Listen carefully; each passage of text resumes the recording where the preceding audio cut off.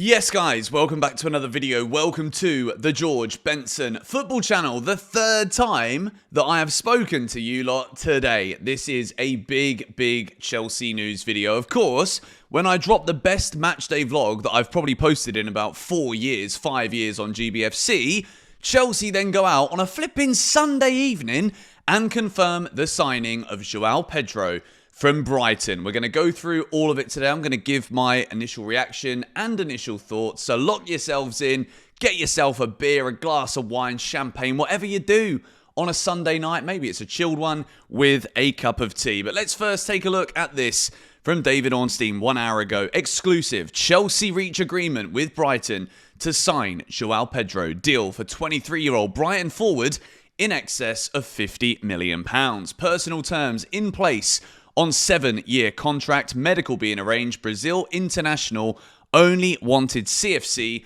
and will join the FIFA Club World Cup squad. Interestingly, Chelsea is still in the flipping tournament. We got Palmeiras next week, again in Philadelphia. Joao Pedro is an interesting player. Very versatile, can play off the left, can play as a striker, can play as a number 10. Let's have a little thought about that for a second, but let's go in to the rest of it. This is from Fabrizio. Breaking Joao Pedro to Chelsea. Here we go. Agreement done, club to club, for fee in excess of £50 million.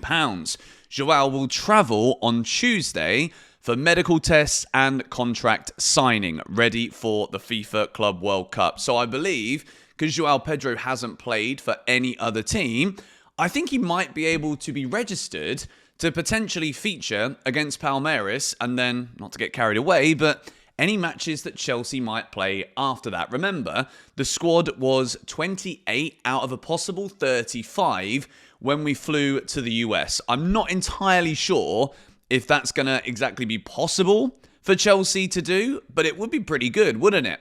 In terms of the money that Chelsea made 9.6 million from their latest Club World Cup win. So I know a lot of us don't really care about the money side of things because, like, the more you delve into that in football, it can kind of cloud what we see on the field.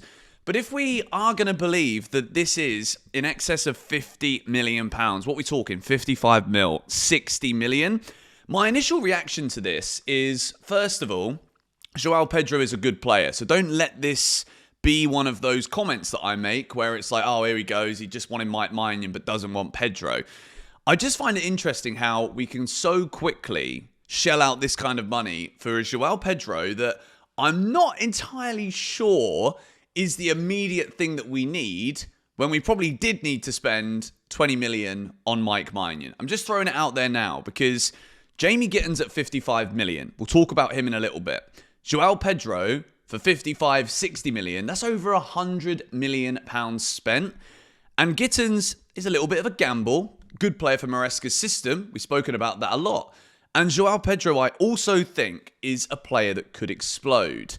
But it is just interesting to see the priorities in this transfer window. If you're going to see the opportunity of an older, experienced player, Chelsea aren't going to go near it with a flipping 3-foot barge pole, let alone any other sizes. Do you know what I mean? Unless the price is right.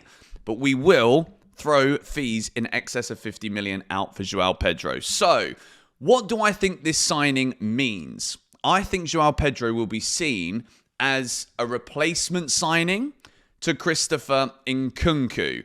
So this is also from Simon Phillips. Joao Pedro, also wanted by Newcastle, is leaning towards a move to Chelsea if they can agree on a fee. Chelsea have had a proposal of around 58 million rebuffed, with Brighton wanting in excess of 60 million. So 58 million, wasn't that roughly just maybe a bit more than what we spent on Christopher Nkunku in the first place? And after Nkunku yesterday, there's obviously a lot of people saying, well, does this mean Nkunku's going to stay? I think this is 100% confirmation that Christopher Nkunku is leaving Chelsea this summer. Simon Phillips also says this: I applaud Chelsea for the speed of the Joao Pedro deal. No messing about there. Also, this is the club backing Enzo Maresca, by the way. He put new attackers as the priority, and the club are getting players to match his footballing vision. More will follow, far from done here. Simon Phillips also says, Chelsea still trying for Kudus as well. And Maresca's other wants are a new goalkeeper and centre-back. Antonio Silva was scouted again last night and has been on the shortlist for some time. Chelsea rejected a chance to go for John Duran this week too. As always, more on my site every day. So I still think there is a lot of potential movement here for Chelsea in the attacking areas. And I don't just mean in the signings department. I also think if the right offer were to come in for Nicholas Jackson, when you're signing players like Joao Pedro, who absolutely can play as a striker, an out-and-out striker, I wouldn't say that he is, but I do think there is a world here where not only could Joao Pedro play off the left, he could fill in for Delap or Jackson up front. He could also play in a 10 position or as a second striker. My issue with Nkunku is he doesn't have enough out-and-out striker traits to his game.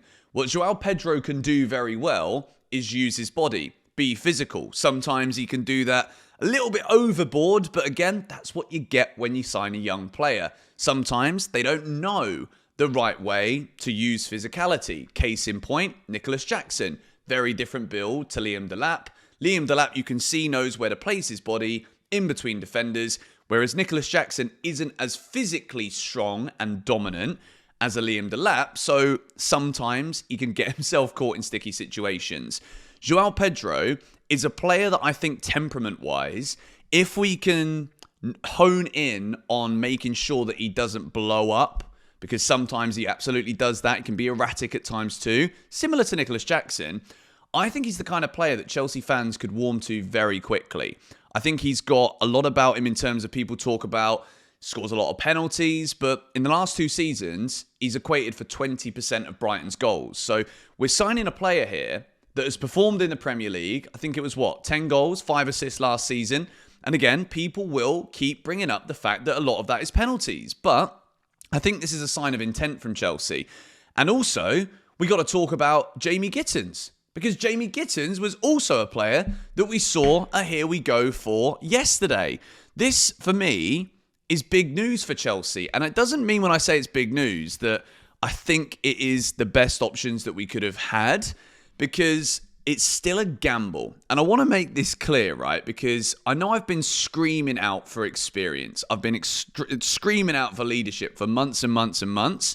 In the wide areas in particular, you need those pacey players. You need the young players that have got the legs, got the energy to beat their men. And Jamie Gittins absolutely does that. His dribbling is very good. His shooting accuracy is also very good.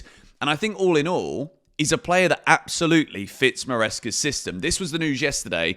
Gittins has completed the main part of medical as new Chelsea player as planned. £55 million deal done. So we're talking here about 2 attacking players that have come in for about £110 million. Gittins, who's very young, Joao Pedro, who's a little bit more experienced than Jamie Gittins, but again, I think this is a Christopher Nkunku replacement.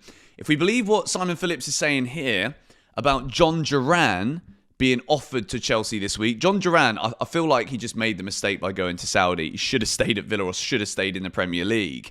So Chelsea rejected that chance, probably because the wages will be ridiculous now that he's played in flipping Saudi Arabia, and that's what he's used to. That's what he wants. So I still think Chelsea probably do need another out-and-out striker. And I know it sounds greedy. If you're a fan of another Premier League club, they're like, listen to them.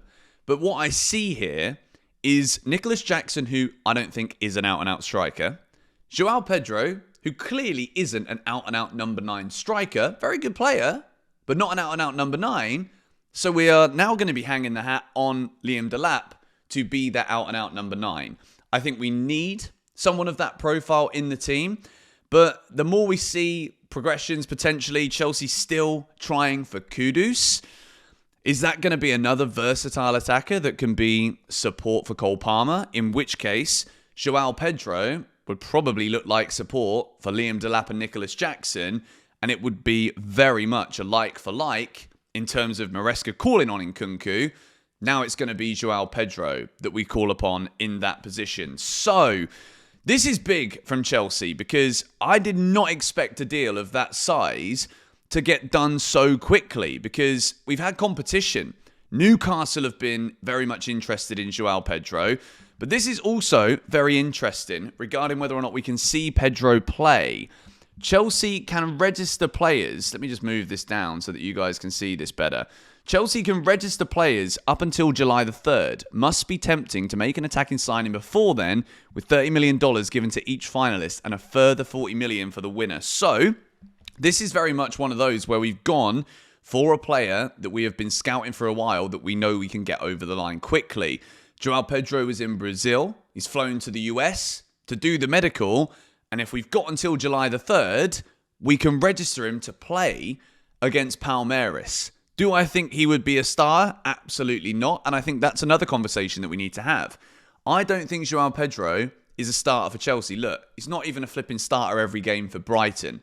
So with that being said, how do I think he's going to walk into Chelsea and start? I don't. But he is a player with a high ceiling. Yes, he's young again, and I did want experienced attackers this summer, or at least one experienced attacker. But I can't lie and say that now that Joao Pedro is joining Chelsea that I'm not a little bit excited about it. I think he is a player that has so much at his disposal. And again, if we can utilise that fiery side of his game to our advantage, I think he could be a brilliant player. Imagine calling him up off the bench. Like, what a great player to be able to bring on for Chelsea in the Premier League. I'm going to wrap this one up here because there's been loads of content posted your way today. 6 things we learned this morning from that incredible win. And also, the match vlog is probably the best match vlog I've made in about 5 years. So I'd love it if you guys check that video out, linked in the description. As we know more over the course of tonight, I will update you guys in the morning on all the latest regarding Joao Pedro, how he fits, what I think we're going to look like. But yeah, let me know your thoughts on him in the comments down below. It's not Victor Osimhen, but still a very good player. And I think it could work. See you guys in the next one.